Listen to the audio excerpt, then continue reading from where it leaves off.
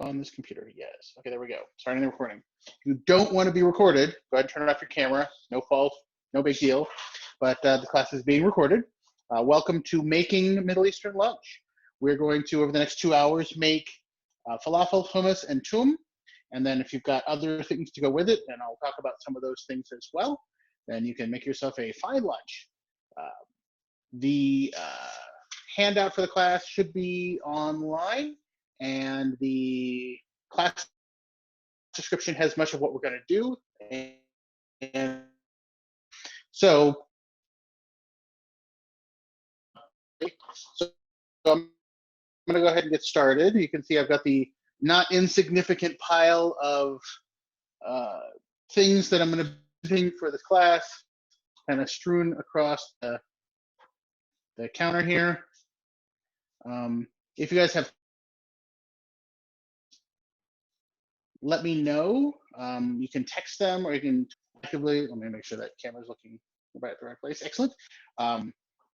So just hit me up. So the first step is to, I'm going to be boiling, or simmering, I should say, the canned beans for the hummus. Now, the goal here, and I'm gonna get some water started because I gotta do that. The goal here is to make a creamy hummus. You wanna have a nice, very creamy hummus for the end result. And there's a few extra steps to do to make an ice cream hummus. You can use dried beans for the purposes of this, just to make it easier and more likely what people are gonna have. I'm gonna go ahead and do the canned beans for the hummus, but you need dried beans for the falafel, and part of that is soaking them the night before. I'm using garbanzo beans. The recipe says fava beans, but fava beans, as I found, are not the easiest thing to find locally, but there's a good, fairly stable supply at the grocery stores in the bulk foods of the garbanzo beans, chickpeas, and so that's what I'll be using for the falafel. As that's getting going, bring this over here. So this is the beans that have been soaking overnight. I put them in last night. They were much smaller. They've puffed up nicely. And we'll be making the falafel mix first because that has to sit and refrigerate for a while. So those who have the list, you'll see that we're just gonna walk through the falafel instructions with an insert of getting the other beans simmering as we go, kind of overlap the things that we're gonna do. So I'm gonna take these guys and I'm going to go ahead and quickly drain them.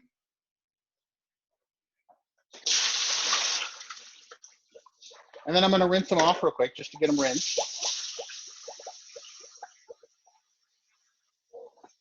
To hopefully minimize a little bit the feature of what beans offer up of any kind when you eat them.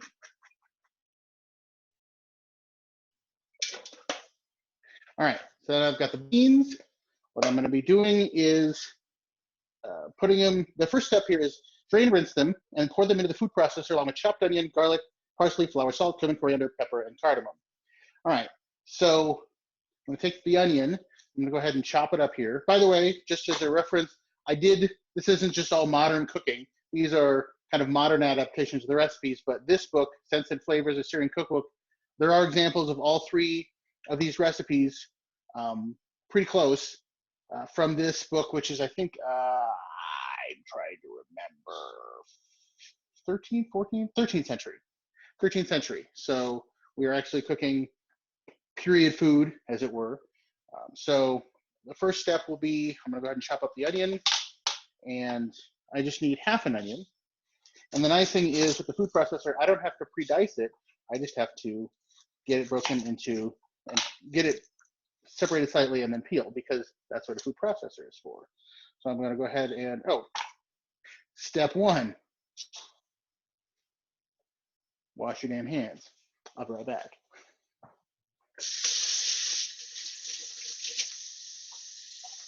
Because, as we can all agree, washing hands is important and kind of critical to what we're doing today.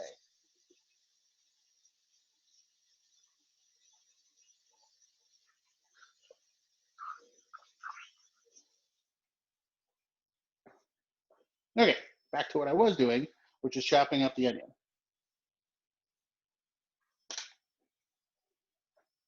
All right, get all the extra peel off of here. Maybe. There we go. And this is just a simple, boring onion from the store. Nothing fancy about it. And get the extra bits out of the way. Into the compost bin. All right, and I need half an onion. Move stuff out of the way a little bit.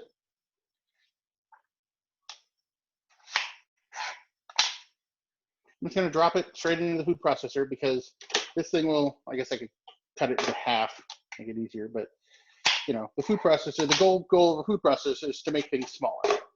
So that's what we're going to do with that. I don't need this anymore, so I'm going to move this off to the side. Bring this a little more front and center. And like I said, the first thing we need is chopped onion. So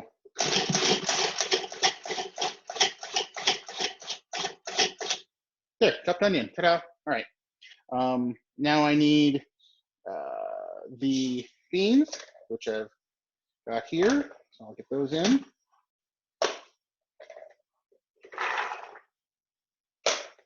Let's go out of the way for now. I need the parsley. So fresh parsley is always good, but I'm going to, for the sake of you all seeing what's going on, use the dried parsley. And it's, you know, 1 tablespoon of dried, 2 tablespoons of fresh. It's all not too bad. So here's, oops, there's a little parsley. Put that over there to be put away. I need the garlic. You can mince your own garlic, or you can use the pre-minced garlic, which I'm a big fan of. So 4 cloves of garlic, which is about 2 teaspoons of the minced stuff.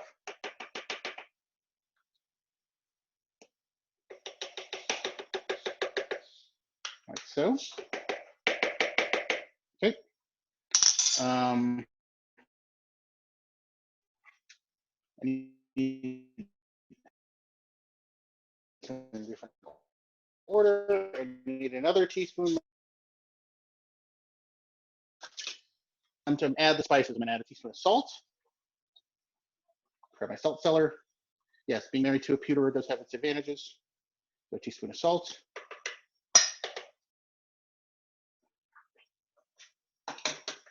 Need a teaspoon of cumin. I've got my cumin.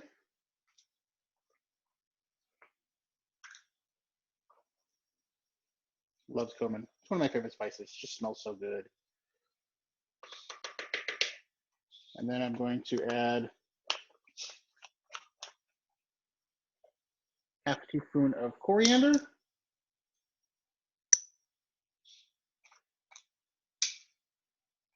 So I've got my coriander.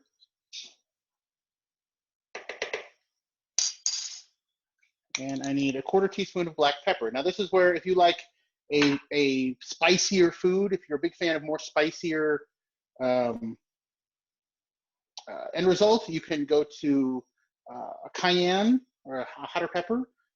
I'm using black pepper for today because my family's a bunch of wimps, which, you know, it happens. So there's the black pepper. And, you know, black pepper is the stuff that is the more medieval option.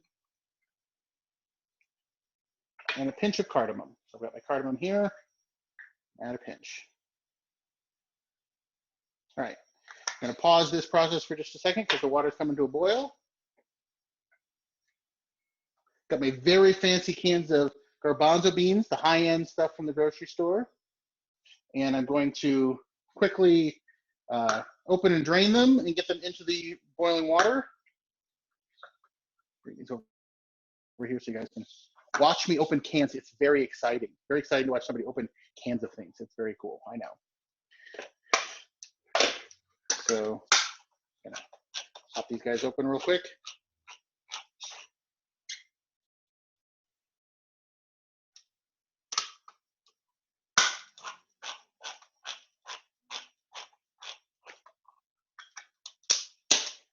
Go drain these.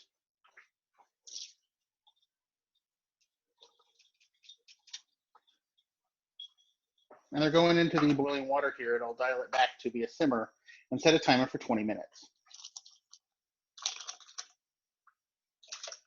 And splash myself with hot water, which is always fun. It's always a good idea. There's one.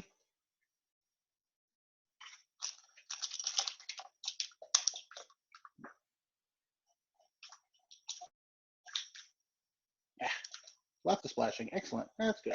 Here's two. Need a spoon.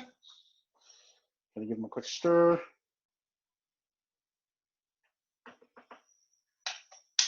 And once that comes up, once it goes back up to a boil, I'll drop it down and let it simmer for about 20 minutes. Okay, back to where we're going with the falafel. I will talk more about the recipes and stuff like that when we get to a middle section of this, when there's a lot of tedious handwork to be done. So I've got in here, making sure I've got my beans, I've got my onion, I've got my parsley, I've got my garlic. Oh, 2 teaspoons of flour.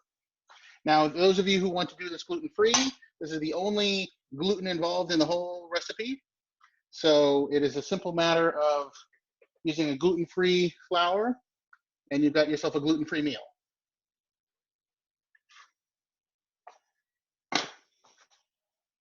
Two teaspoons of flour. Got the salt, got the cumin, got the coriander, got the black pepper, and the cardamom. So I'm just going to get these guys going. Now, the key thing in mixing your falafel is if you do it too long, you end up with hummus, and we do not want hummus, but falafel. So when making the falafel, I never use the on button. I only use the pulse. The goal here is to get it down to looking like you have a bunch of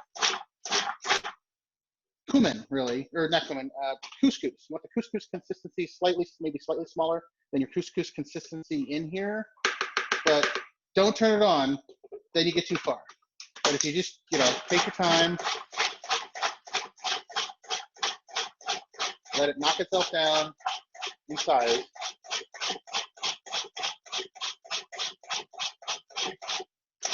Getting there. Still a little chunkier than I like. I'll let you guys see what I'm talking about here. Just a second. See if I can get this over here so you guys can see better. Hopefully you can see that. It's still a little chunkier. That's still little big pieces.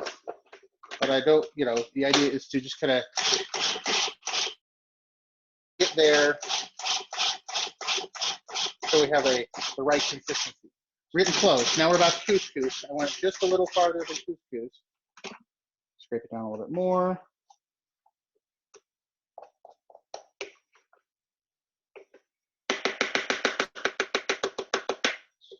A lot of people I've talked to about when they made their own falafel from scratch, they're like, yeah, it ends up being just too mushy. And because everything's too fine. You don't want it so fine. You want almost getting there, getting close.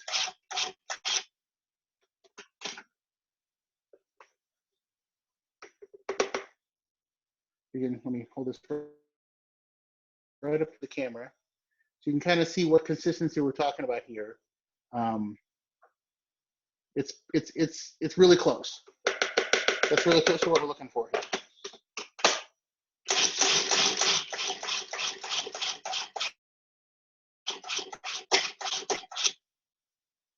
I think that's about what I want.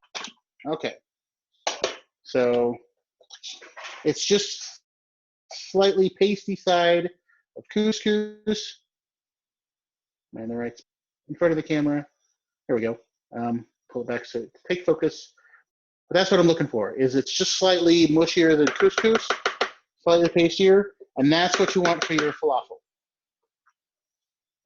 Let me grab a bowl.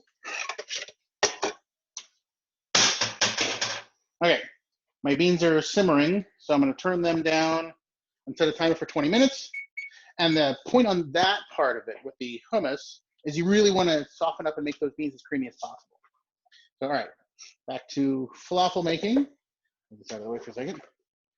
I need to transfer this into a bowl. Try not to get half of it on the floor. That's always a feature. Move this so you can see what I'm doing. So just trying to get it into the bowl here.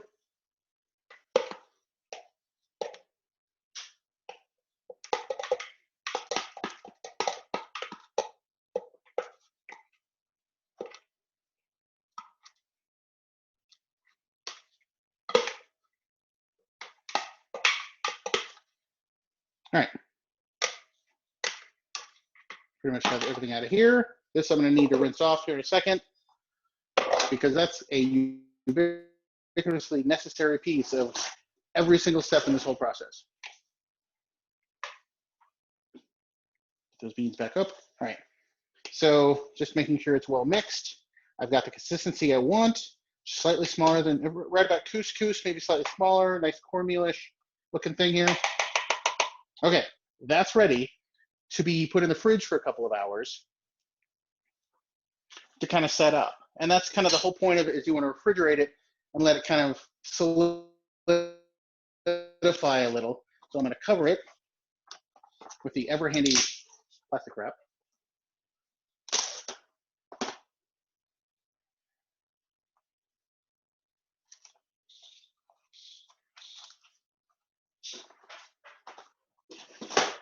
I'm gonna go put it in the fridge. It is, what time is it? It is 11:19, which is perfect. 20 minutes into class, I get this going. Find a spot in my fridge. Put the cover back on it. All right, let that do its thing. Okay, so the beans are still going. I'm gonna rinse out the container because we got to move to the next step, which is to make the toum.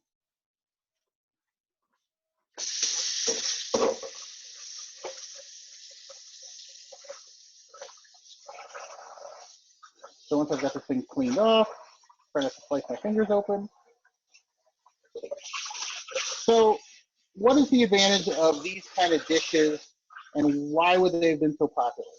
Well, the main thing that comes across is the fact that none of it is stuff that requires preservation before cooking. You know, your garlic, your beans, your spices, none of it requires anything in advance.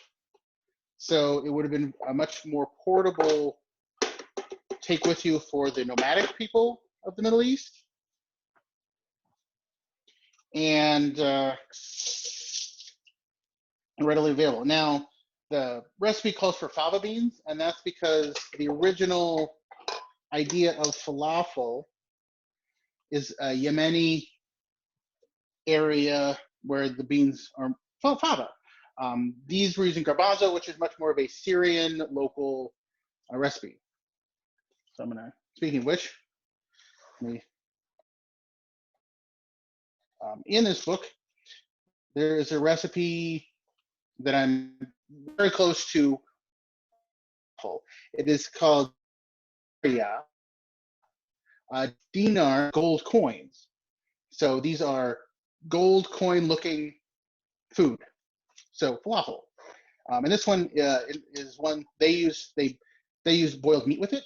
And this one, the recipe says boiled meat with crushed chickpeas and spices in them is done as making such dishes. Fry everything in fat with coriander leaves pounded with spices and a little garlic.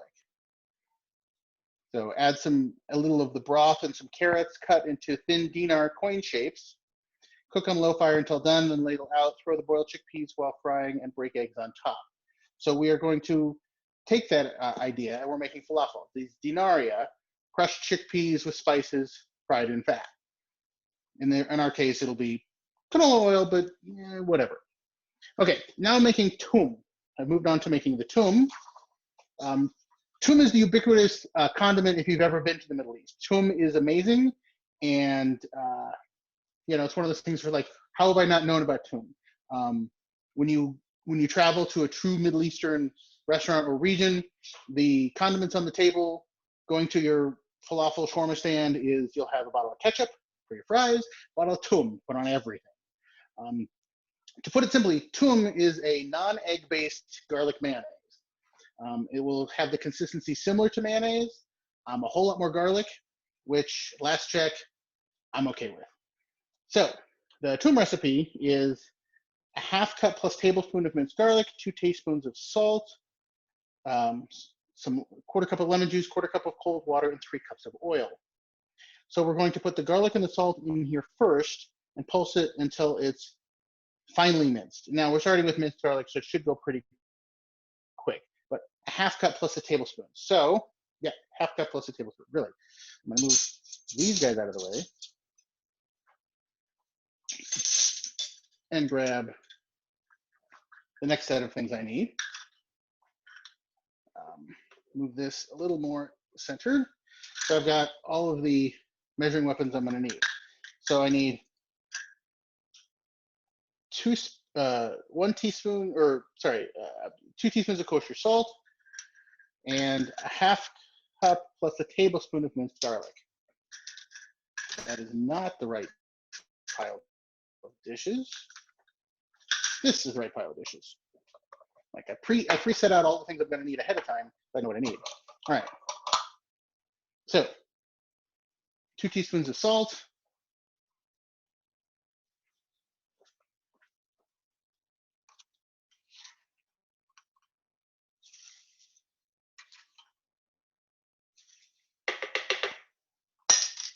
And a half cup plus a tablespoon of garlic. Yes, that's a lot of garlic. I know.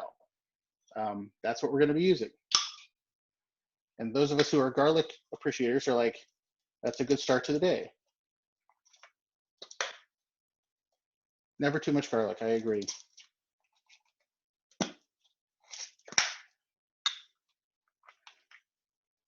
Like I said, if you want to peel and do all the garlic from the heads, that's great too. I don't have that kind of time for this class. So you get the pre-bottled stuff, which isn't too bad. So here's the half cup.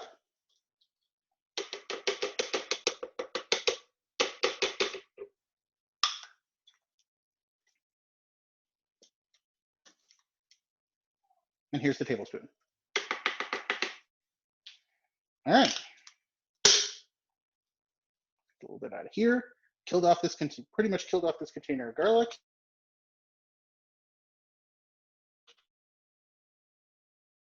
Got another one right there. Get these guys out of the way. And I'm gonna just start it up.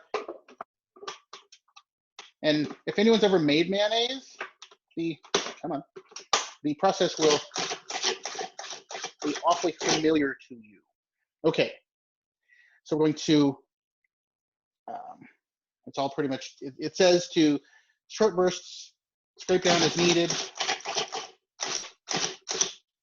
A little scraping here. Pretty tame at this point.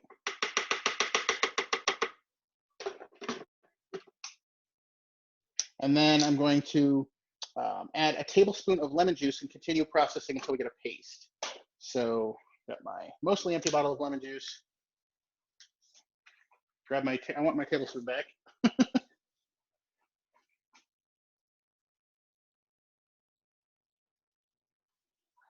Oh, good. I love when it all works out. There's a tablespoon. Move this out of the way. And gonna run it until we start getting kind of a pasty look going on here.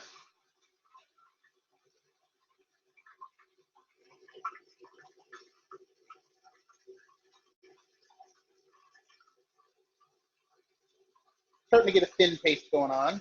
Kind of hard to tell from your angle, but starting to get a loose paste. I need another tablespoon of lemon.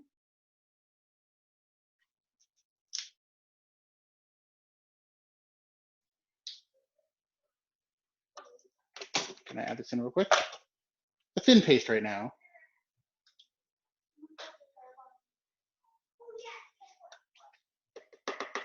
Whew, that is some serious garlic smell. Wow. wow, that's some serious garlic. Wow. The eye-watering, that's enough garlic smell. We all know what that smells like. All right, so we're gonna let this go until it starts getting completely smooth, and it's when you're making a mayonnaise. So it's going along. So now, grab my oil. Okay, this is the very exotic canola oil from the oil aisle at my grocery store. It's getting there. All right, so brand new bottle of oil. Yay. There we go. Okay, now the first step is we're going to, with it running, slowly drizzle in half a cup. So I need a half a cup.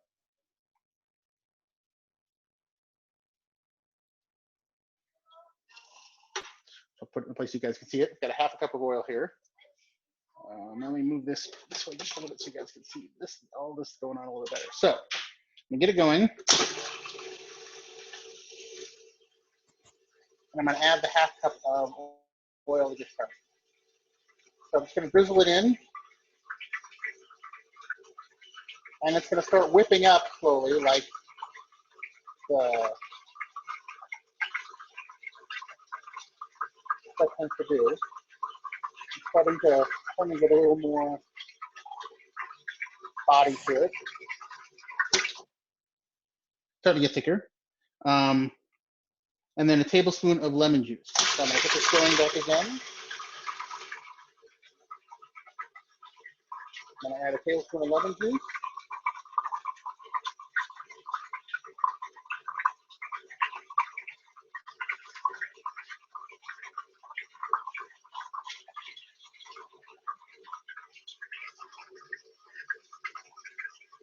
I'm gonna do another half cup of oil.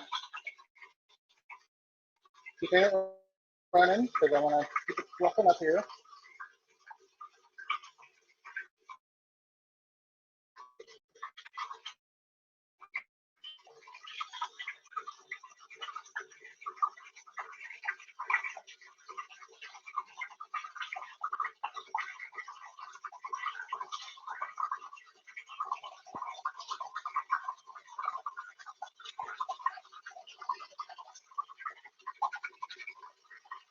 And another tablespoon of lemon juice that it is.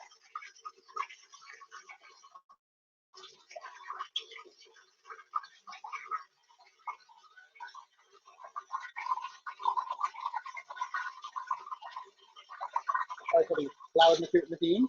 I'm gonna put that in there. That's all the lemon juice. It's now going to be water added going forward.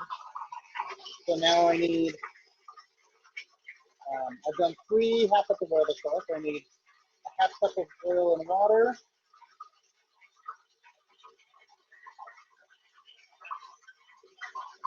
And a half cup of oil.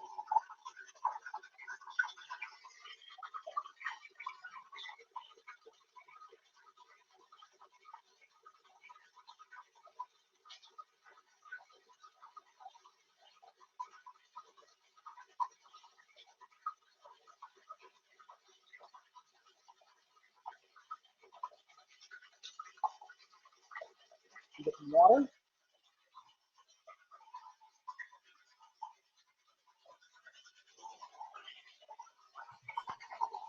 Brad, we've got a question in chat when you get a chance. What was that?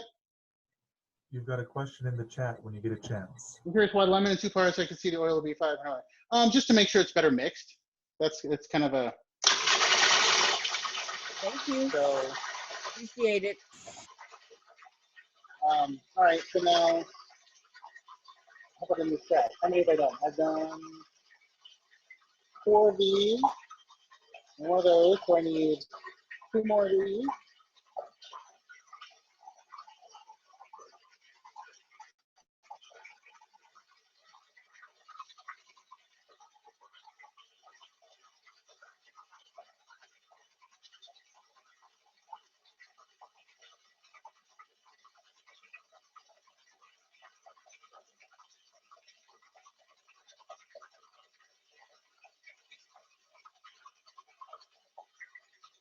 and it's hard to see from your angle, but it's starting to really,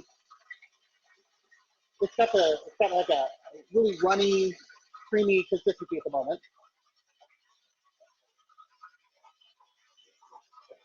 Yeah, I think the why you do the lemon juice and then the water in sections is because if you add it too much at one time, it will mess with the emulsification process that you're trying to do here. It's really starting to fluff up nicely. I don't want to stop it and show you, but understand that it's, maybe you can see it's getting up here, definitely moving up quite a bit. And then the last bit of oil here.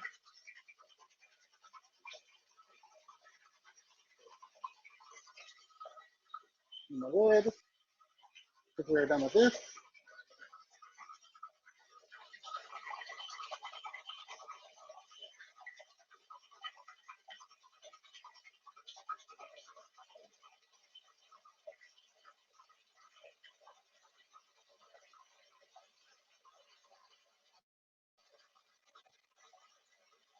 One last tablespoon of water.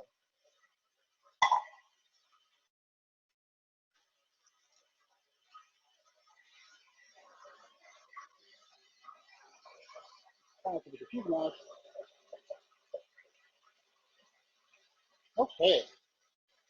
Now we got toum. Oh man, that's gorgeous. Oh, smells amazing. All right. So this, let me get this over here so you guys can see it very clearly. Is you can see the consistency. It's a slightly runny mayonnaise, which is perfect. That's exactly what you want. That makes it pourable and spreadable. And it'll keep about a month. This will put any other condiment you've got to shame if you like garlic, because if you think about it, we've got whipped oil to hold everything. We've got lemon juice and garlic and a little bit of salt. So what's not to like? Okay, I'm gonna get a container to store that in. How much do I have? I have quite a bit. Go into my vast containers. Brayden, What was that? Yes. is there any reason to use canola over olive, or would olive? Well, It's cheaper. You know, we're going through 3 cups of it. I mean, you can use olive oil. I'm just using the canola oil. I haven't actually done it with olive oil just because I like the good stuff and I know what that would cost to make toum. So I'm using canola. So here we go. Now the pretty part where it all just kind of is, that's the consistency. That's a good, I mean, you can whip it more and make it just a little more fluffy if you want, but for spreading on things or pouring on things, you know, it's got about the consistency of ketchup, which is kind of what you want. Because you're going to be using it as a spreadable condiment. In Middle Eastern shops, they have it in a squirt bottle, just like the ketchup is you frequently see. You got ketchup and mustard on the table here. You have ketchup and toum there.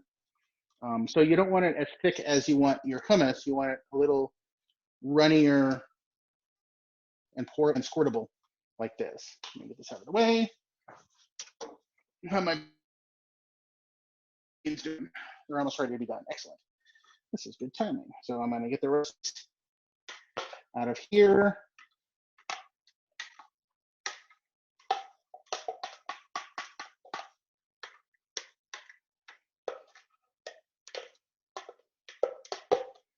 Much as I can. Oh man, I mean, what's not to like? I've got the smell of garlic and lemon filling the air, which if you're making Middle Eastern cooking, that's a good start. Okay, so I've got my toum. You can see about how much it made. So that's good. That's slightly like a slightly runny yogurt. That's perfect. Put this in the fridge for now. We'll get back to it when we're done.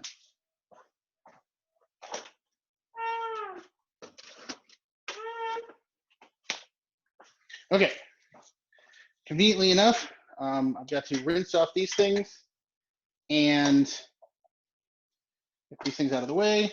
Put these guys away because I don't need them right now.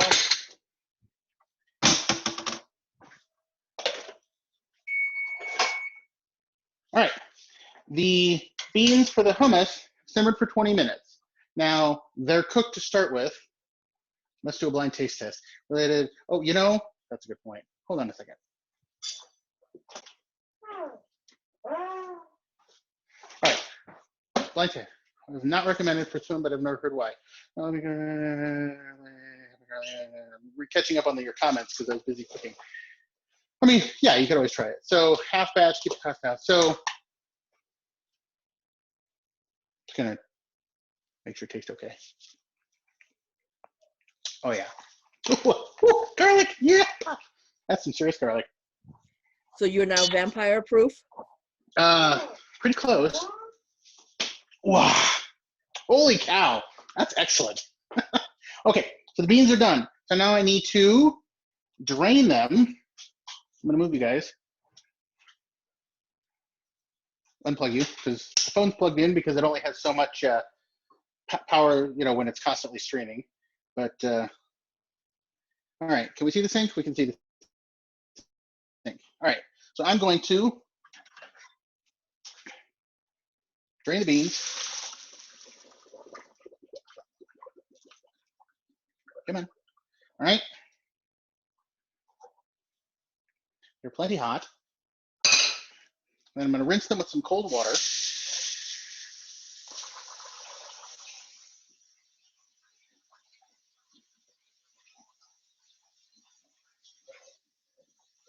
Okay.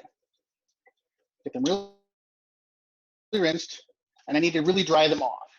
I need to really dry them off because the next step is to make them so they can peel to, and this is the tedious, crappy part of this whole process, is having to peel your garbanzo beans.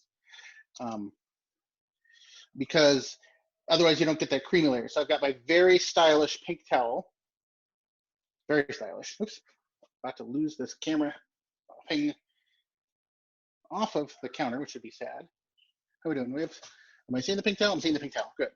All right. So I've got the beans. Just need to dry them off.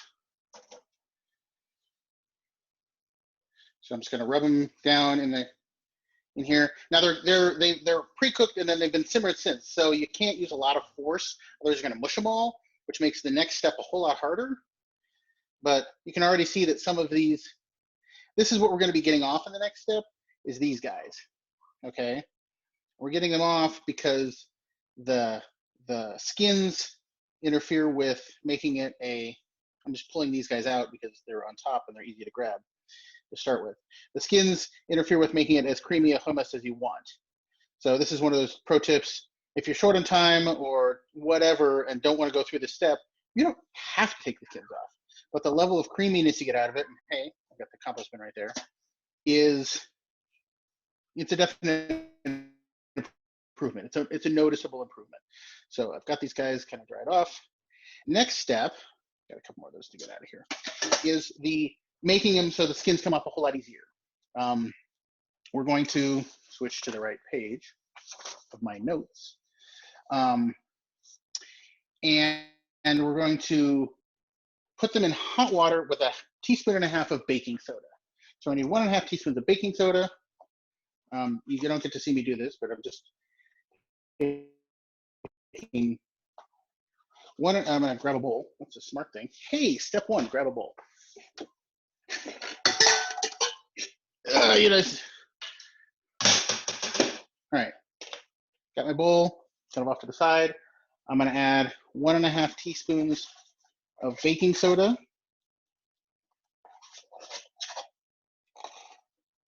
And that's not an exact science. It's just, you know, adding a decent amount. I'm using the ever popular half of the 1 teaspoon to get about another half of, there we go. That's about right. You know, this is the non-exact part. And then I'm gonna get hot water out of my sink while spraying down the strainer I just used. Get some of the stuff out of it. Let the water get hot.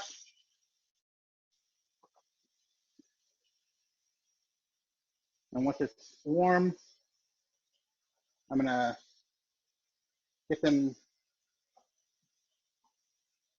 See, these guys just want to come off, which makes me happy. Warm water. Brayden, this is cute. You don't have baking soda in your posted recipe. I didn't put baking soda in the notes, but I assumed that most people have baking soda in their kitchen. Okay. So, all right. So now I'm going to very carefully get these guys into said water.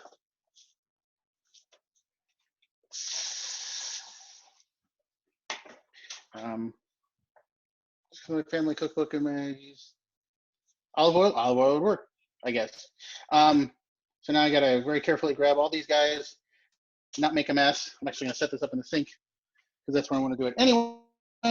Set things out of the way so I can do this properly.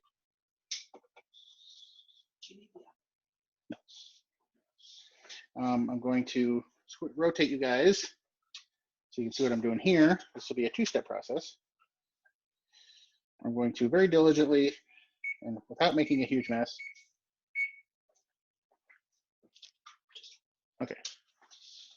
Apparently some people want to use my kitchen while I'm teaching class. Go figure. Oops. All right, see if I can get these guys in here without making a huge mess.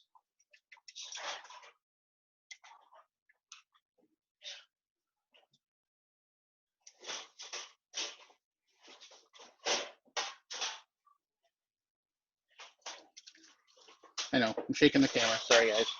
Let me do it this way.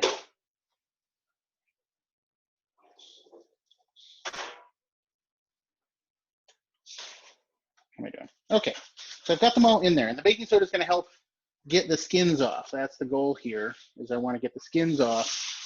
Maybe so you guys can see what I'm doing better. Well, this is what experiment's about, right? To see what the garlic, the olive oil is now. All right, so now that baking soda is going to help us skin these guys. This is the tedious pain in the butt part, and I'll start talking about the foods and the histories right after I remember to rinse out my food processor, because I'm going to need it to make falafel here in a little bit.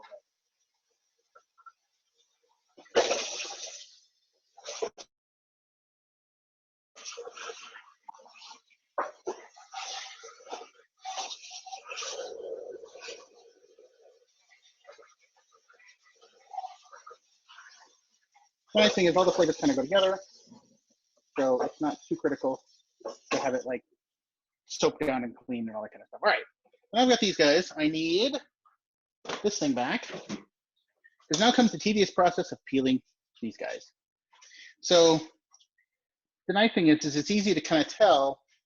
Make sure I'm in the screen. There we go. You know, once you've taken the skin off, it goes from kind of you can start noticing when you're doing it, a grayish color from the skin. Or I could just drop the phone. That would work too. All right, get back in here. Bring you guys up just a little bit. Hopefully, there.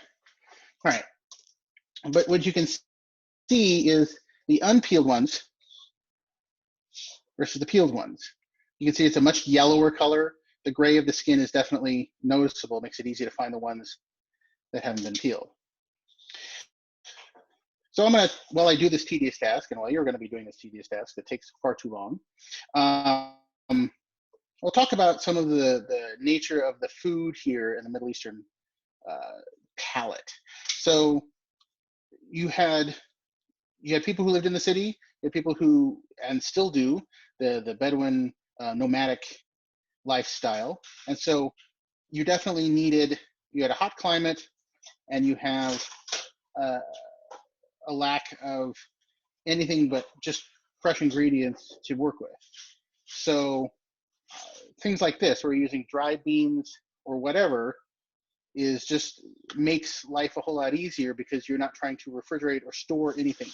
If you think about the ingredients we've used so far, oil is generally a stable item. Chickpeas, dried beans, dried fava beans if you're from the southern Middle Eastern regions, or in this case, chickpeas, garbanzo beans from the northern. They're dry. They just kind of hang out with you and they travel very well. You've got garlic. Garlic is pretty much easy to come by. You've got a handful of fresh items like fresh parsley, but also can be used as dried parsley. You've got your spices, which are readily available and something you use. And then for serving, now I'll talk a little bit about how to serve this, and well, lemon. You get fresh lemons, which actually fresh and preserved lemons keep for a while. So people talk about using the pita pockets, which are great and all, but the flatbread is the much more common item that they use for wrapping up their falafel, their shawarma, all that kind of stuff. And you can go to your specialty Middle Eastern place and get the Middle Eastern flatbread.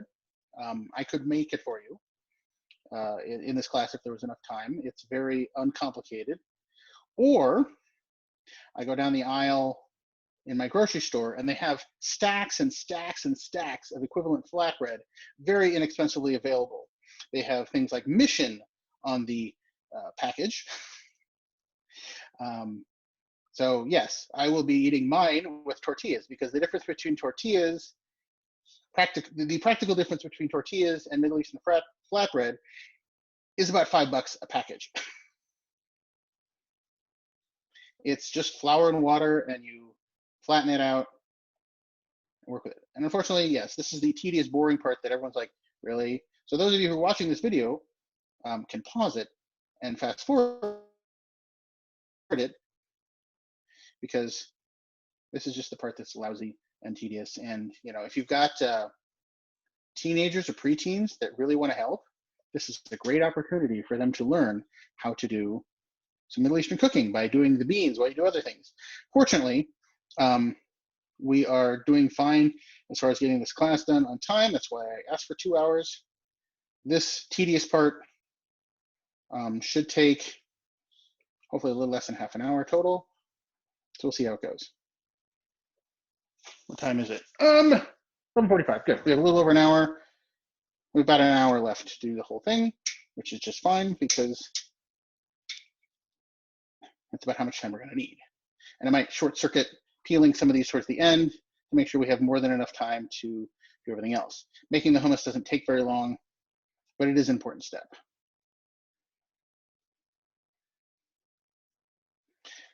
On a side note, if you're short on time and need to get your falafel ready faster, if you put it in the freezer for half an hour instead of the fridge, it will chill and solidify a little bit faster. I've tried various ways in doing this and how to get these guys out of their skins. I've tried rubbing them between my hands delicately. I've tried pinching them and doing it this way. And this way just seems to work a little better because they're slightly fragile at this point. Yeah, I could do this like the instructions say, and some of them come off and some of them don't. But you can't use any pressure because then you just smush your bean.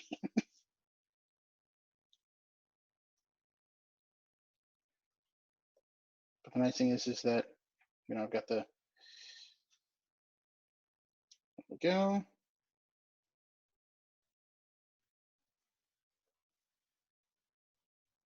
Like I said, this isn't a requirement. I have no desire to ever do this, but as we're going through all the effort to make it from scratch, this does produce the creamiest, smoothest hummus that you could want. And if you're here to learn more about the finer points of Middle Eastern cooking, that level of yumminess is kind of what you're looking for. Yeah. So now it could be worse. We're doing only a half pound of beans. Can you imagine this with a pound of beans? This is enough food, falafel and hummus. This is this is 3 cups. Sorry, this is the hummus recipe. I get them confused sometimes. So it's not the end of the world, but you can imagine this would be the least fun. Nice thing is you make quite a bit of hummus out of this. Brad, when Yes. I made it for solstice, I did not take the skins off, relied on the Cuisinart to do the manual labor. Sure, and that's fine. It's just you end up with a slightly creamier result if you have the skins off. So like I said, this is a personal preference thing for what you find more enjoyable in your hummus. I encourage everyone to try it at least once to see the difference. Maybe even do 1 batch each way, and then you can tell the difference. I, being a particular picky person about flavors and things like that, can tell the difference. but it's not, crushing. Oops, get out of there. It's not a crushing end result if you don't have the skins all removed. And of course, this is one of those things where is it ever going to end? And then you get to a point where like, oh, look, they're almost all out of there. Yay. So yes, it does take a while. It takes about, when I timed it for the purposes of the class, it's about a half hour worth of work.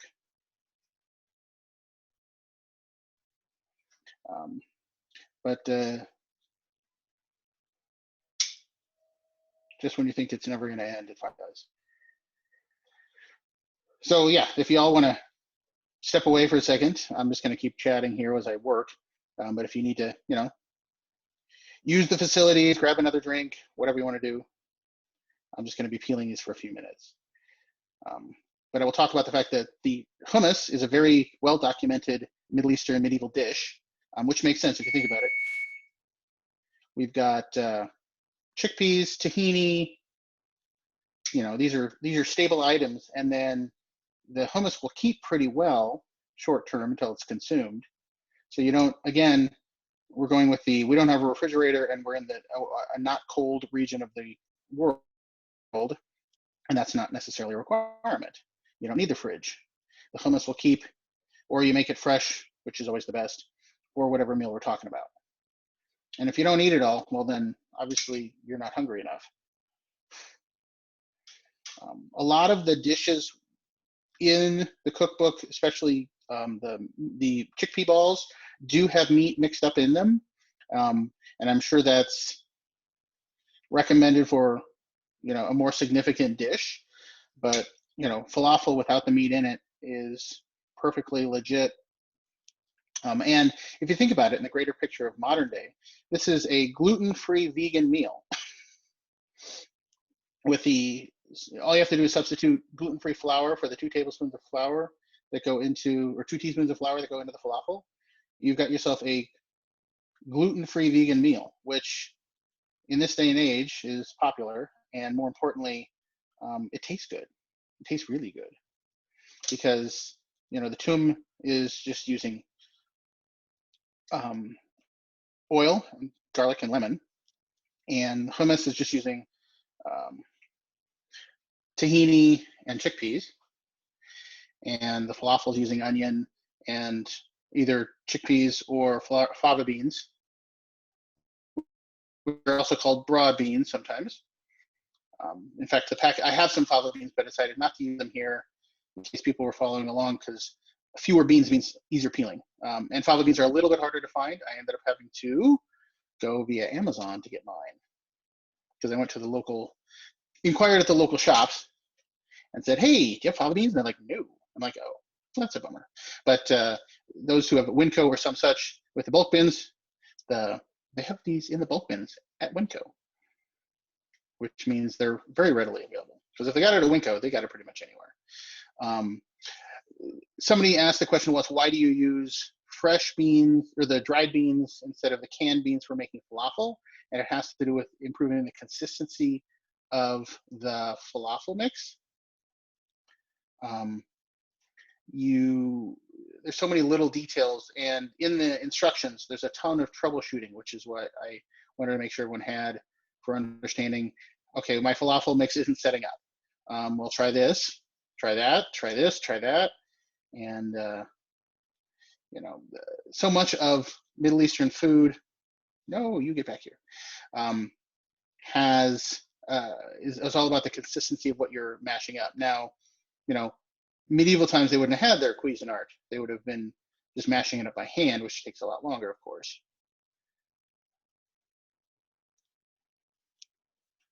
But, and then the toum the same way. You're just gonna mix it, mix it, mix it, mix it, mix it.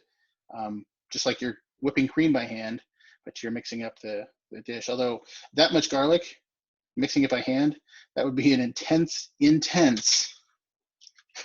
aroma to be surrounded by for that long.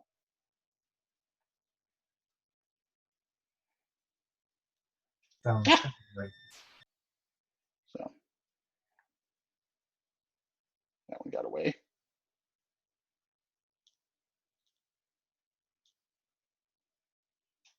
Any questions so far? Since I'm just standing here doing busy work. I'm not in front of the computer, so I can't see typed questions, but I can listen if you guys want to ask questions as you go.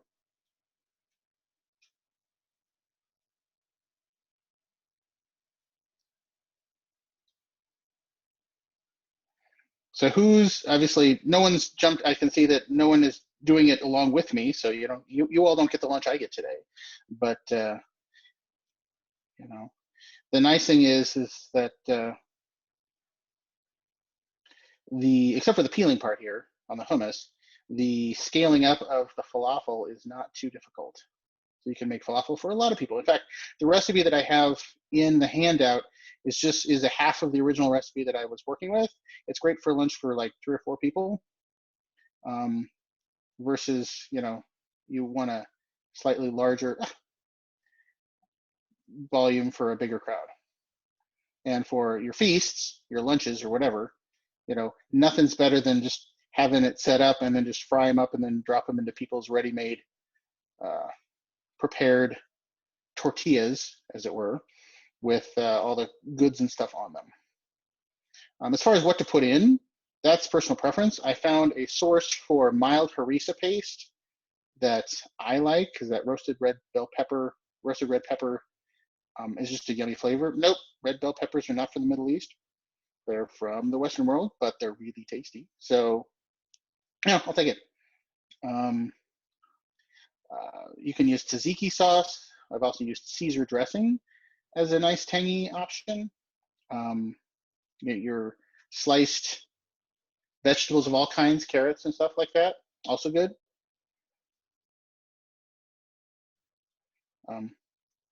Yeah, I remember going to a Middle Eastern place and ordering falafel sandwich for lunch, and it came in a tortilla. I'm like, wait, what? And then I was like, is this a tortilla? They're like, no, it's actually Middle Eastern. They actually were making all their breads from scratch, and they make a puff Iraqi bread, but they also do the flatbread, which looks, like I said, a lot like tortilla. So.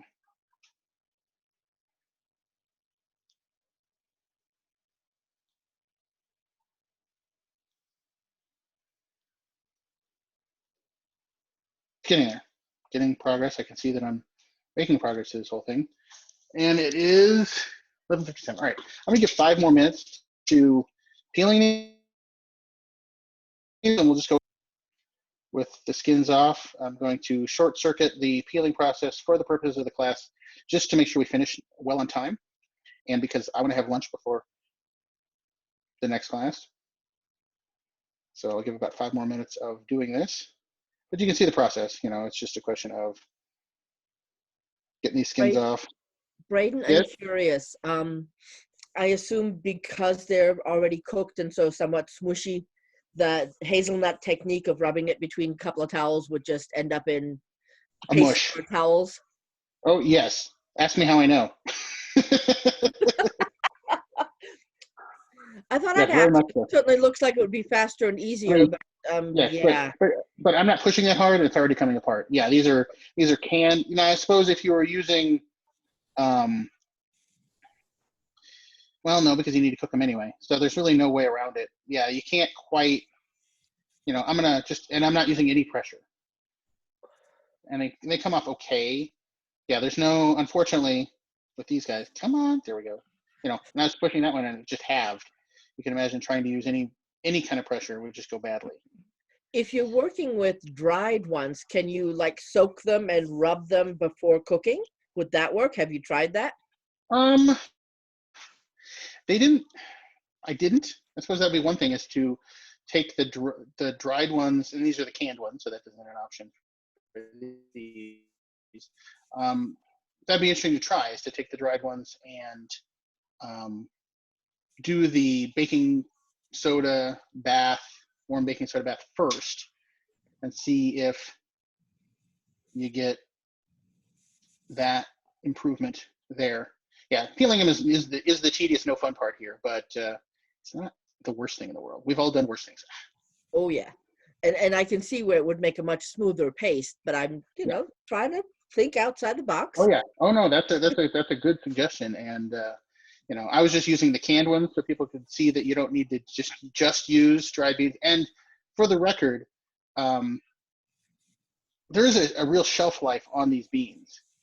They don't talk about it much at the store and stuff like that, but unlike some others that store better for longer term, old beans, especially when making falafel, really hurt the process. What are we on time? Canned ones or dried ones? Or both? The dried ones.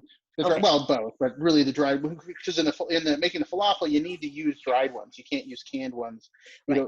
Right. You can't. You have the wrong consistency. But there is a shelf life on these. So don't go buy 7 pounds and just think I'll eventually make, because at some point the falafel is just not going to turn out the way you want it. Which is. I think I've got 3 bags down in the basement from the last time I did a feast. I'll have to go look at it. But I've also found in the Middle Eastern stores I can get the humonga cans of canned cooked chickpeas. Oh yeah. For making hummus, which is lovely. Yes. No, that does make the hummus much easier to make when you've got large quantities. But yeah, the re-simmering them for 20 minutes just to get them even softer, and then trying to get these skins off. And I'm about to give up on this for the sake of time. Yes, you beat. You should have hired a kitchen drudge or 3. I got one, but she's off doing other things like paint stuff. All right, we're for the sake of time, I'm going to, any loose skins will come out. Oops. But I'm not going to peel anymore. Just going to speed up this process. This is don't do it this way. I'm just doing it this way for the time. Getting more skins out. Like I said, the more skins you can get off, all the skins off, the creamier this will end up. And that's kind of the goal, is to have a nice creamy hummus. And you do notice the difference. I've done it both ways, and the level of creaminess from re-simmering the beans and getting the skins off really end up with a noticeably cleaner end result, which is really nice. Apparently people around me want to use the kitchen to have lunch. They're very unreasonable. There's that. Because your cooking is like making us hungry. I'm making them hungry. Well, I mean, that is the toum. I know. Mwah. Thank you. Kissing the cook. It's always appreciated.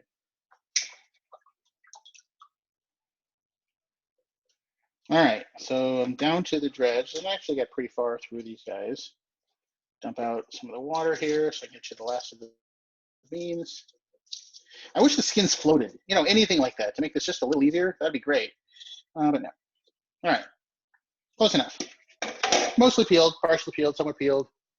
Okay, I'm going to put these guys, and as you can see, a very attractive, not small pile of peels already. I'll deal with that later after I shake you guys a little bit. There we go, that's easy. No chance of any seasickness there. I'm gonna flip you guys around and stick you back in here. All right, we're back to the workstation. And now we're gonna do the hummus part of our program. As soon as I get the pieces back together here. All right. Brayden, dear, we're currently upside down, and I at least am having some trouble getting my head in the right angle to see you. Oh, did it not? Did it seriously do that? Thank Better? you, much better. My phone's being pissy. All right, fine. There we go. All right, now we're gonna make hummus. Hummus is actually very easy to make because you're just gonna smush it to a paste. So we need more garlic because, yay, more garlic. And our chickpeas. So I did measure it out ahead of time. 2 cans equals 3 cups. It says 3 cups, but 2 cans equals 3 cups. Almost exactly. So I was like, oh, perfect. That's yay. So 2 cans, or 3 cups of cooked peeled chickpeas. We need 2 to 3 cloves of garlic. Yeah, 2 to 3 cloves of garlic. Sure. Cure that thing. We need 2 tablespoons of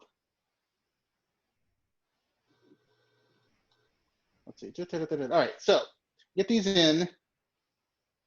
So add the chickpeas and the minced garlic to the bowl, and we're gonna fire this bad boy up and run it till it's a smooth paste, because we want the, unlike the previous one, oops, need to rinse this thing off.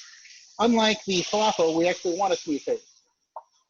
So let me rinse off the top here. Still got some leftover toum.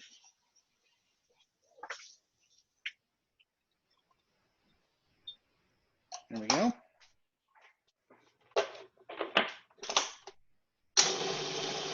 I want a smooth paste.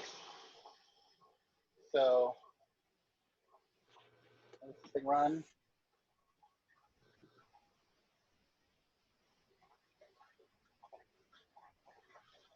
And for garnish, just in the future, if you ever want to do a nice garnish, you could leave a couple of beans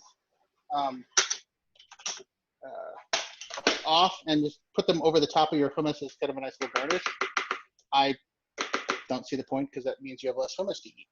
But I mean, they look pretty, but more hummus. All right. Okay. Now we got the paste we're looking for. Puree till smooth mixture. We got a smooth mixture. Yay. While it's running, we're going to add the tahini, the ice cubes, the salt, and the lemon juice. Okay. Now, people say ice cubes. Ice cubes are there to kind of this is a physical chemistry thing. So I'm going to talk a little bit of physical chemistry. All of these foods, especially the toum, has a physical chemistry property and kind of an emulsion idea that you want to go with here. Okay. So you want to, and you want to make sure that you've got that emulsion air bubbles with stuff in it. And the ice cubes, as I'm going to go over here to my handy dandy fridge and make a couple ice cubes appear in my hand. Magic. And no, the medieval recipes did not call for ice cubes, but thanks for asking. You know, this is going to help kind of fluff it up, just like adding a little bit of water to your egg whites when you're trying to make a meringue makes your meringue fluff more. Same general concept. And those who didn't know that, by the way, if you add a little bit of water, like a tablespoon of water to your egg whites when you're whipping them up, it makes it fluff a lot more. Yeah, right there. Now when you're going to add it, while it's running, I need to add the tahini. I need, what is it? A cup of tahini. And the tahini is becoming more and more available in the stores, which makes it a whole lot easier to work with. My tahini is a little crunchy. I need to mix it up a little.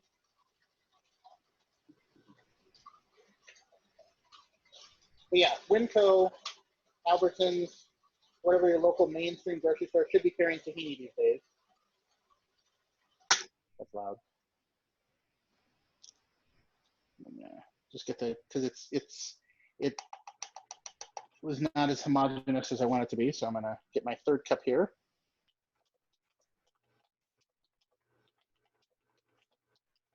Try not to make a huge mess in the process.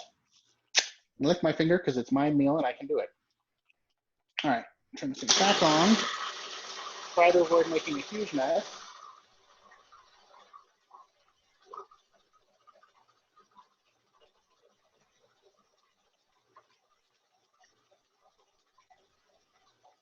What's next? After the tahini is salt and lemon juice. All right?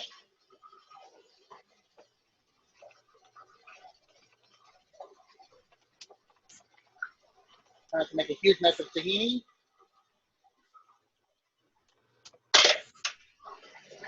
Salt. How much salt do I need? I need a half teaspoon of salt. Half teaspoon of salt.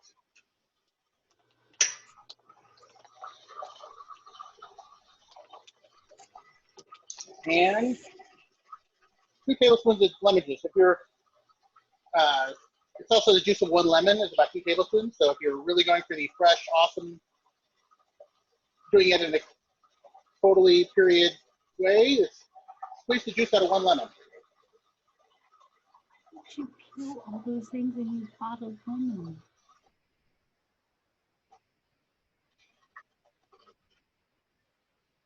How long is the fridge? Well, I don't know. long enough. It doesn't actually require to be refrigerated. Tahini doesn't say refrigerate after opening. It says store in a cool, dry place. So this one's got an expiration date of September of this year, so I got to use it up by then. And everything gets quite a while, so it's all fine. Yeah. But you have a Sprouts. Sprouts is good. All right, I'm gonna scrape down the sides because there's a little bit of stuff I got away. But man, this is nice and creamy right now. That's exactly what I'm hoping for. Yay! This is super creamy. Give it a little bit longer.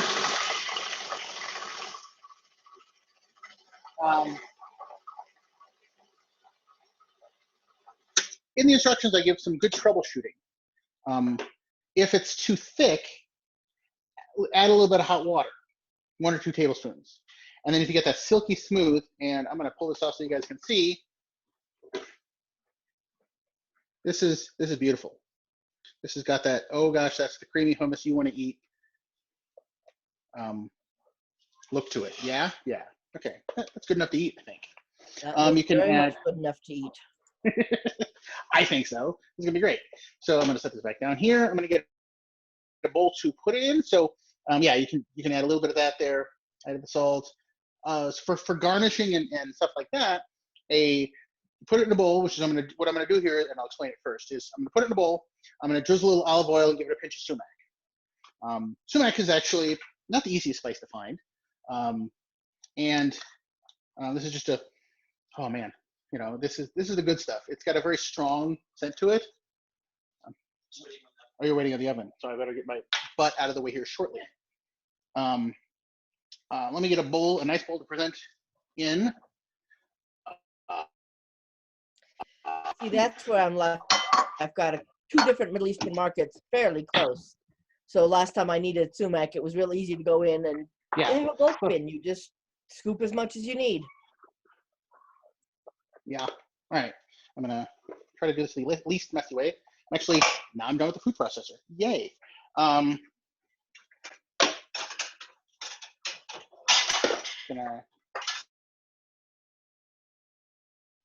try to get this out without making it a huge mess. Yeah, that's pretty. That's a nice thick consistency.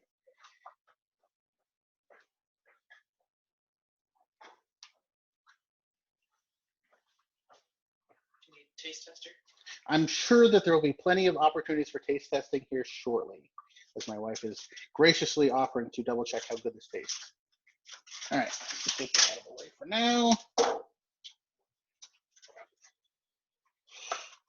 And then I'm gonna do this so you guys can see what I'm doing here. There we go.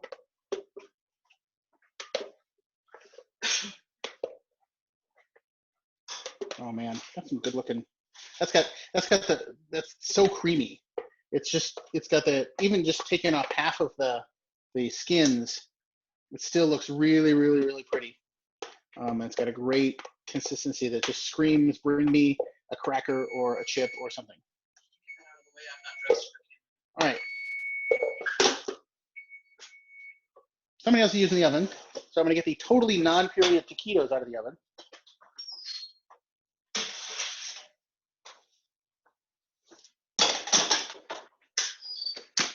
And just as these are the Harbor Freight $5 welding gloves. At least they were $5 a while ago, and I love them for using in the oven. Anyway, all right, back to this. Get the last of the hummus out of this bowl.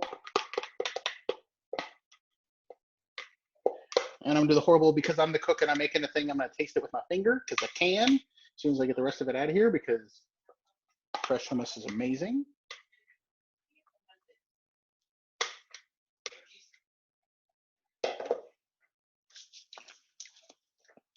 Oh yeah. All right. So, oops, forgot a step here.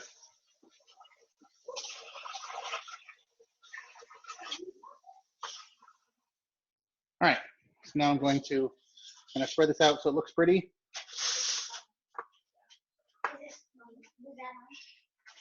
Okay. I'm gonna clear the thing off.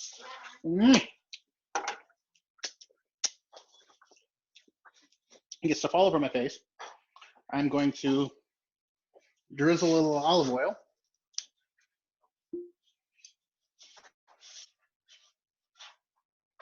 This is actually a, oh, that's not olive oil. Oops. Okay, well, you know, that's all right. What was that? Apparently it's a dark chocolate balsamic. And then you sprinkle sumac over the top. So that'll be interesting. That'll add some nice flavor. Wasn't intentional, but yeah, so I got the hummus. Hummus is ready. I'm gonna set that aside for now. We're actually to the last bit of this. Let me get this thing out of the way. I'm gonna, you guys just give me just a moment to get moving and set up.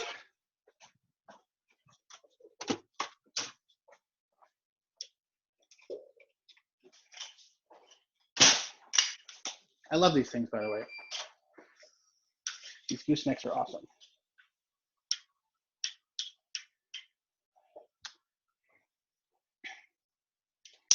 We're all going to move over here to the stove.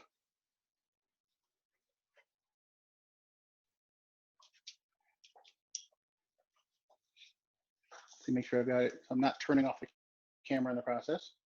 How are we doing? Hey, there we go. Pretty well. Move you back so you can see the last part of our steps. All right, now we're gonna make our falafel. So I guess I can move this over just a second. I'm gonna move you guys over the other one. So if you're looking, if you like watching me, you can still do that.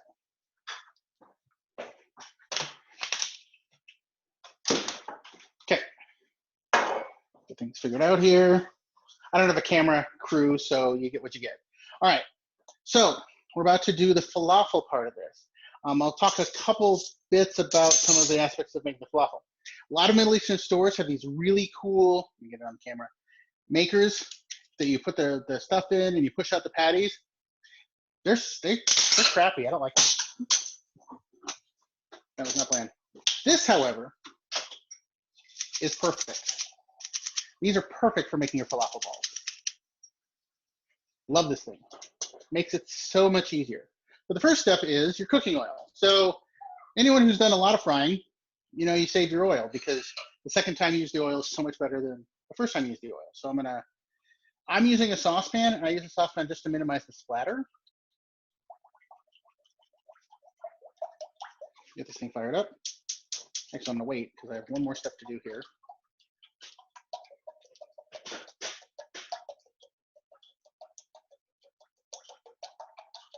Got that nice used oil smell. That won't matter here shortly. All right, I'm gonna grab the ever super mega important, where'd it go?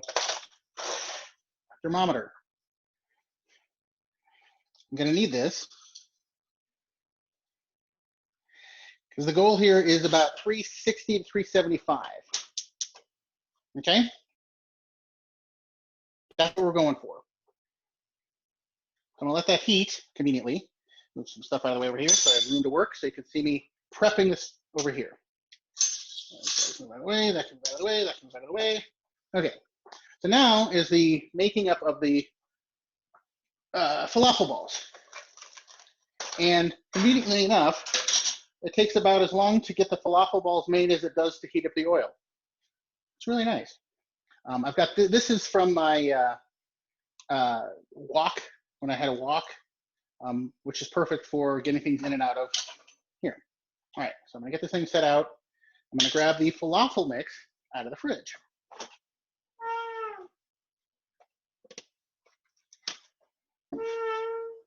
Okay.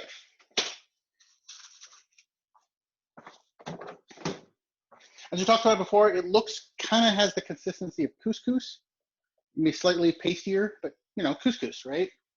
So all I'm gonna do is I'm gonna line myself out. I'm gonna roll up the balls.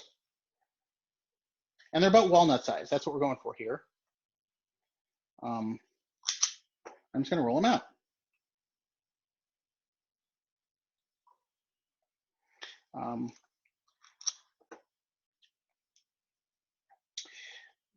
as I mentioned earlier, the falafel recipe using ground chickpeas and everything else had meat in it.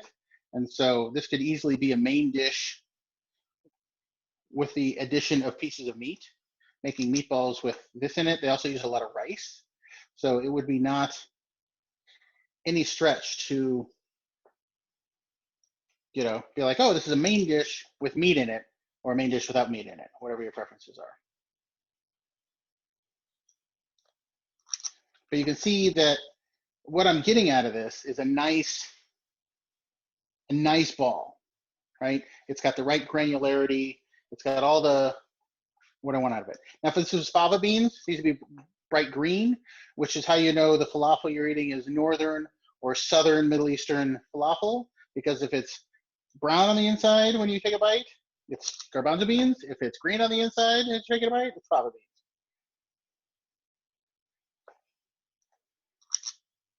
I'm just gonna keep these guys going here.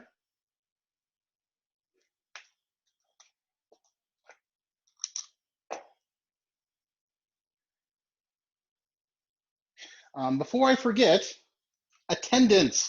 It would be a really big help from everybody if you could type into the, move this off the edge of the counter, that's bad. If you could type into the chat name, so I need SCA name, real name, and local group. That would be if you want to get credit for this in the University of Artemisia. I will take that information, drop it into a document when I'm done, and make sure I get that form filled out and get it submitted for everybody.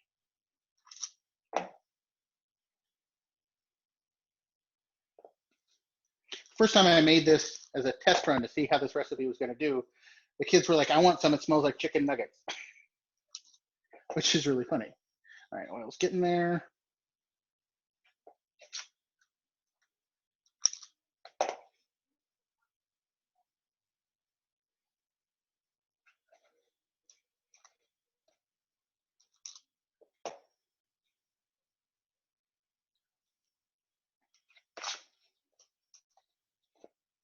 And these guys are holding together nicely. There's a lot of good troubleshooting items in the handout that talk about how to troubleshoot falafel that's just not staying together. I'll start reading some of that stuff off to you after I make these while I'm waiting for the oil to finish getting to temp.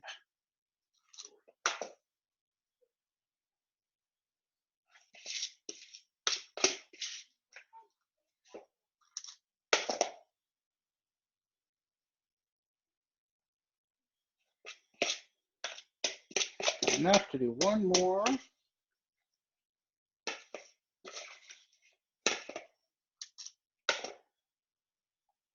All right, how many I got here? 6, 12, 18, 24. Good deal. 2 dozen. That's good enough. All right, get this out of the way. I'll be doing dishes later. So the oil's coming to temp. Let me talk about some of the troubleshooting items that are in here when you're fighting with your falafel. If the balls won't hold together, process it a little bit more until it's a little more paste-like if you need to. And they will be delicate, but once they get into the oil, they will bind. They still won't add some more flour to the mixture. They still won't add 1 to 2 eggs. If that doesn't do it, then you're doing something seriously wrong. And I mean seriously wrong. I'll put this away. I don't know why I keep it. I keep it, I guess, to be an example of what not to use. All right, so we've got our falafel balls, we've got our hummus, we've got our toum. All we need to do is cook these guys up. I need a bowl to put these guys in when we're done.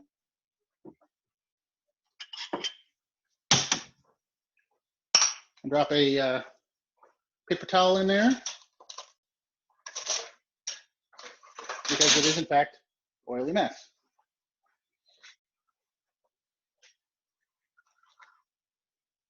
Put that there. All right, oil is coming to temp. Any questions so far? Any questions about making the falafel or anything so far? I'm looking, not seeing any. I guess I should look at the chat and see if anyone's, get this back up. Exit full screen, there we go. What a master, whatever.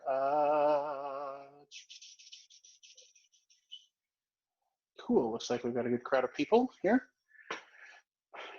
So the oil is, how are we doing here? I'm gonna wiggle it a little bit to make sure that we don't get the layers of heat in the bowl, because that's always a bummer. We're about 275, we're getting there. One of the key things that's excellent for, well, in frying anything in general, but especially for doing falafel, is it takes about 2 to 2.5 minutes. That's how much time you want to spend with it in the oil. So the first step is to fry one of them. Let it sit in the oil and time it, go for about the 2.5 minutes, and see what you end up with. If it's way too dark, we're looking for golden brown here. If it's way too dark, your oil's gonna be too hot. If it's not done enough, you need to get more heat in the oil. And so using kind of one as a starter is a great way to make sure that you've got the oil at the temperature you want it. Now, of course, once you drop them in, the oil temperature will change, blah, blah, blah, blah, blah. But we're looking for the 2 to 2.5 minute range for cooking these guys. How are we doing? 300, we're getting there.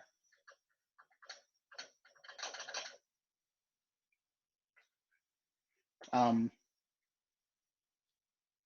think this is the second or third use of this oil, so I think the oil will probably be done after this. That's okay. More oil, fine.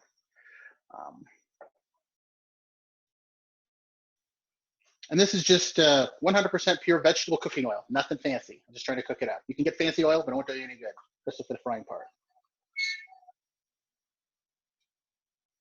Okay, that's warm. All right, fine. I need to turn that so I can see that easier. All right, we're about 325. We're getting there. So we're doing time. It's just 12:30. We've got enough time to probably cook these up and for me to eat lunch. That sounds great. Anyone have anything to add? Insight, questions, concerns, thoughts? Everyone seems quietly waiting for the magic to happen.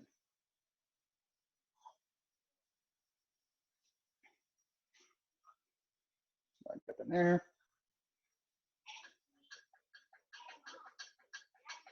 Come on, get a little more heat. There you go. You know what they say about watched pots and all that. So a friend of mine from Kaid has the best story along those lines. She put some silk into dye on the stove and went to sit down and fell asleep. So the adage is a watched pot never boils dry. Ouch. She woke up to a house full of smoke, yes. So yes, a watched pot never boils dry. And ruined silk. That's sad. Just sad. Eh, well. Didn't burn the house down, yay. Silver lining. Okay, I'll take that. All right, we're at about 350 now. It's climbing pretty good. So what I'm gonna do is I'm gonna take one. Let's just grab one. I'm gonna float her in there. And 2 minutes. Okay, timer up there.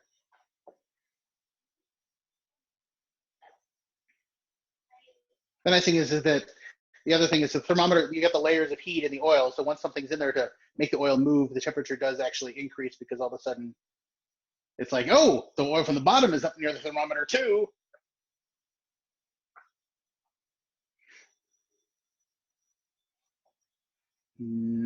Falafel. Actually, these guys are all pretty well together. So when I'm doing it in my saucepan here, I'll do batches of 6. That's about the right amount that fit in here just fine. And so they go pretty fast. So I've got 1, 2, 3, 4 batches to work with here. So it'll be, once this is done, less than 10 minutes and lunch will be done, which is perfect because it's 12:30 right now. Give me just enough time to eat lunch, to finish up the class, eat lunch, get ready for the next class, which I think is Kazmira's class.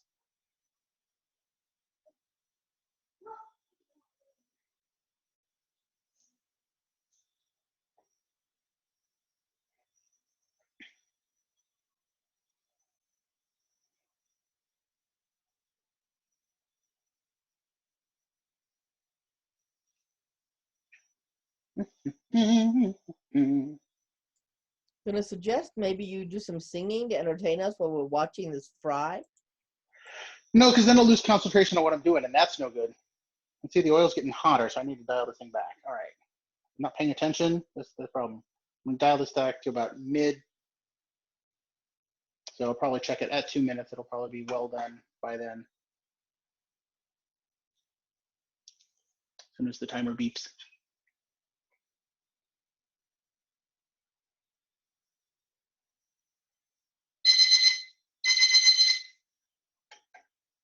So that's a little darker than golden, so you know, it is what it is. So let's try doing a few more. 1, 2, 3. Drop 3 in here. Hey, that was in the oil. That's hot. How about that? 2, 3. And 2 more minutes. We'll see how we do. In the meantime,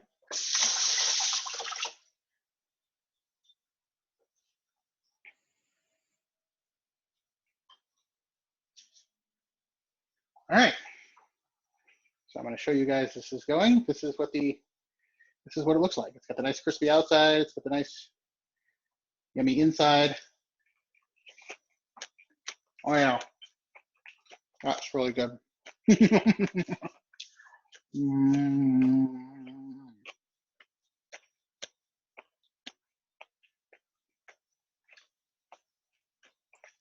Tease. Hey, everyone could have been playing along here. Nobody chose to, but they could have been.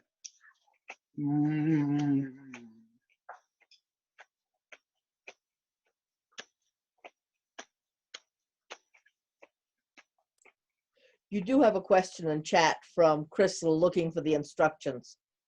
They should be in the handouts for the Collegium. There we go. Just like you put it there. Thanks. Awesome. So, yeah, and like this is a nice drawn out instructions for each step of the process. There's some troubleshooting that I've read off to you guys. It's in there. Pretty much the only difference between your instructions is mine are reorganized with a couple of the make it in this order to get it all done in the 2 hours we've got.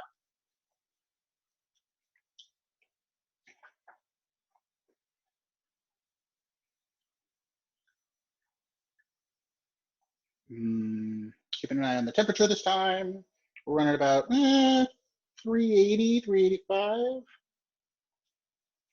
Probably a little warm, but not too bad.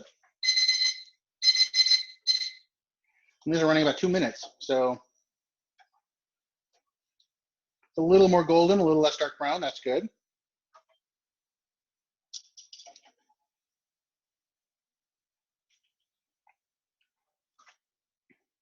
Very carefully, put 6 more in. 2, 3. And not touch the very hot metal here this time.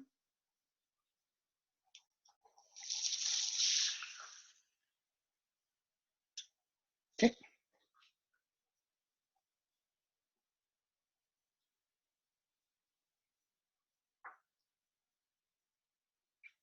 Halfway done. Well, these will make halfway done, so it's going pretty quick.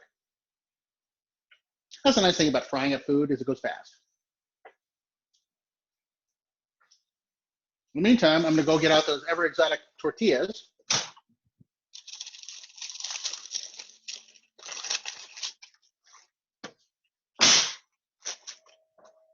See, this is my Middle Eastern flatbread equivalent. Works just fine.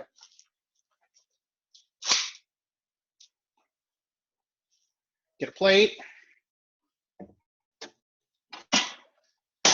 Get ready to make myself some lunch.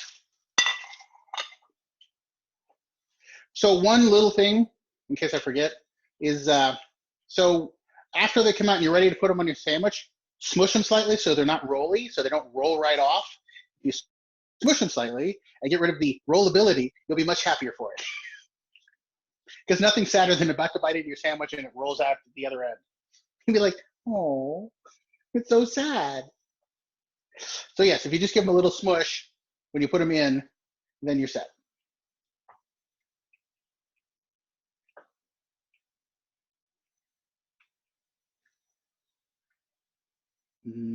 Smells so good. Sorry you can't be here. It smells so good. Oh, hey, water. Water's a good thing. And like a smart cook, the oil's over there. The water's over here.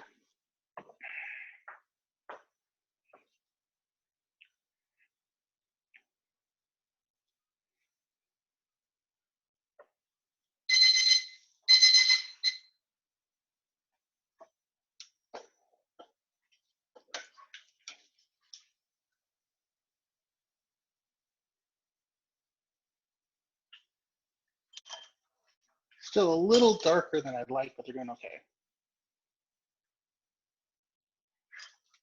1, 2, 3. 1, 2, 3.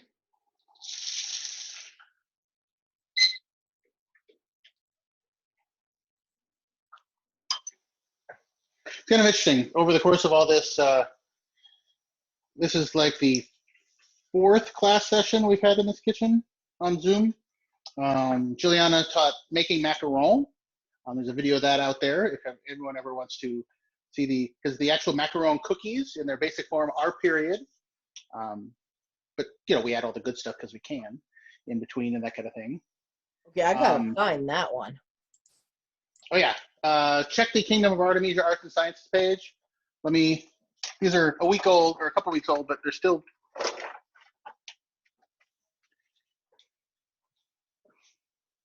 She ended up making the very period chocolate espresso macaron with the RFMO. She That also looks did awesome. And so it was fun to see the class because so many people were making it alongside, and then everybody's, at the camera going, look, and then tasting it. And fresh macaron, of course, are amazing. So she did that one. We just finished up. In fact, we'll have our tasting class this coming Monday for making your own personal prosciutto out of chicken. And the part 2 of that, the more interesting doing the spices stuff, is also available on the Kingdom of Artemisia Arts and Sciences Facebook page. I did some this week out of pork. How'd it go? Well, I guess we'll find out. I'll find out. Yeah. So yeah, and with those kinds of things, just make sure you've got, if you've got a thicker piece of meat in general, use a longer time. That's kind of the key on that one. And then, we're tasting that this coming Monday to see how everybody who kind of made it along ended up doing, and I'll bring mine out. So the original, of course, making prosciutto is Italian for ham. So it's the big haunch o pig. Pardon me for a second while I work here.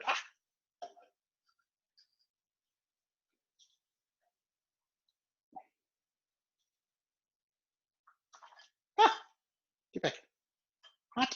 By the way, those are hot, and they come out of the boiling hot oil, just in case you're curious. See, that's a better color. That's a little more golden than I like. A little bit better. And the last round.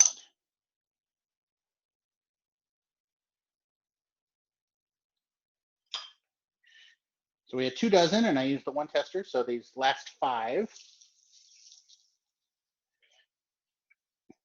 And like I iterated before, and I'll say it again, they're very delicate until they get in, but once they're in, they hold together really well. There we go. Oops. There we go, 2 minutes. I, for one, really appreciate you letting me know that this class was going on because I hadn't been looking at the website, silly me. So you got me grubby from the garden, but at least you can't smell me. There's the silver lining to all of this, right? We can't all be at events and stuff like that, but you can take classes from people from all over. We've got people here from literally across the country, from the West Kingdom to Atlantia, Trimaris, I think I saw. Trimaris. So yes, West Kingdom, Trimaris, both ends of the country, all in the middle. You get aerosol oil on the laptop. How do you avoid oil?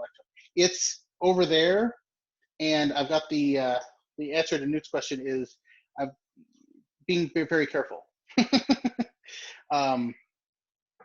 So yeah, I think that it's really cool, and I think that this should be possibly something we should consider in the future for more activities and events. where we can do these things. And it's got set up. I've got these gooseneck pieces hooked to the counter. I've got a phone on. I've got the laptop going. But I think there's some opportunity to do much more fun, hands-on, do it alongside things like this, or teaching classes. This is, I think, the 4th online class I've done since we've been staying at home. And so I think it works out really well. I could also see it as a group of people meeting here at my house, a group of people at your house, once we can get back to groups of people. Yeah, And that would also be a way to do it, is to have groups work on it. Our local cooking guild, which was meeting about once a quarter, ish, we've had some good success. And, if we start taking some of these good ideas and kind of merging them into some bigger things, everyone can make some fun food, or just swap good stories or whatever. The hard part, of course, in anything like this is too many people trying to talk at once. And it kind of, all right, turn that off. Grab these guys out. The last 5. Okay. No! Damn it. I'll set that over here for now. Okay. So all that's left is the best part, which is eating it. So I'm going to move you guys one more time.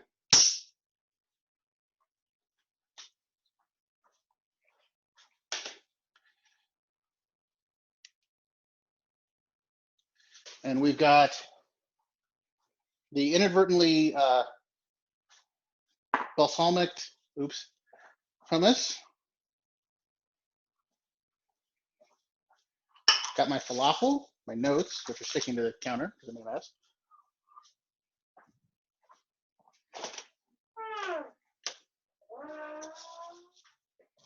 Got the toum.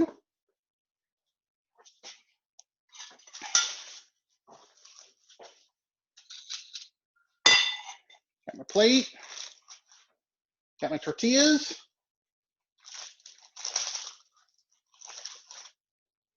Drop this down. Grab a couple spoons. Yeah,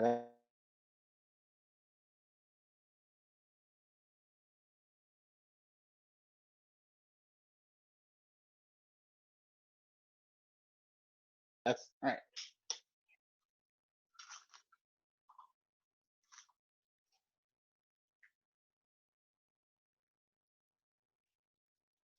One more toum because it's kind of awesome. And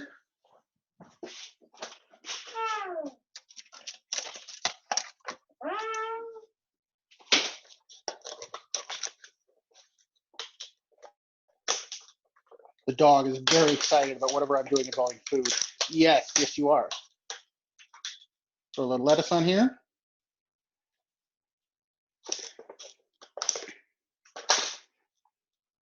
Wrap this bad boy up in such a way that I don't have it fall out the back.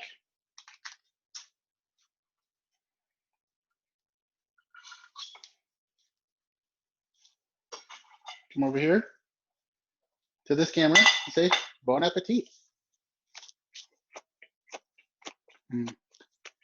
Guten Appetit. Congratulations. If you're following along and doing it as we're watching the video in the future, you've just made lunch.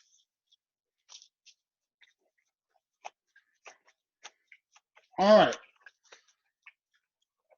You guys don't need to sit in there and watch me eat. If you guys have any other questions, all right. If not, I'm gonna stop. There we go. Stop the recording.